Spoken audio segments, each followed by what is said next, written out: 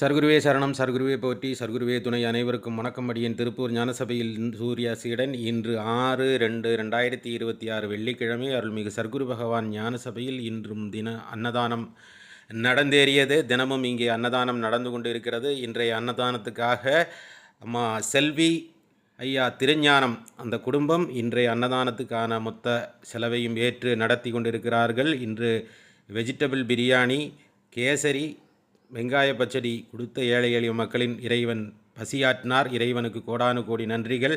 திருஞானம் ஐயா அவர்களின் தந்தையாரின் நினைவு நாளை ஒட்டி இன்று ஏழை எளிய மக்கள் பசியாறுகிறார்கள். அந்த குடும்பத்தை மனதாலே வாழ்த்துகிறோம். நிம்மதியாக சந்தோஷத்தோடு வாழ்வதற்கு இறைவன் கருணை காட்ட வேண்டும். அன்பு உறவுகளே, நீங்களும் வாழ்த்துங்கள். வாழ்த்துவதால் நம் வாழ்க்கையும் மாறும். இறைவன் நம்மை வாழ்த்துவார் என்பதை தெரிந்து கொள்ளுங்கள். நீங்களும் அன்னதானத்துக்கு உதவ வேண்டும் என்று விரும்பினால் திரையில் தெரியும் எண்ணுக்கு உங்களால் முடிந்த நிதி உதவிகளை அனுப்பி உதவி செய்யலாம்.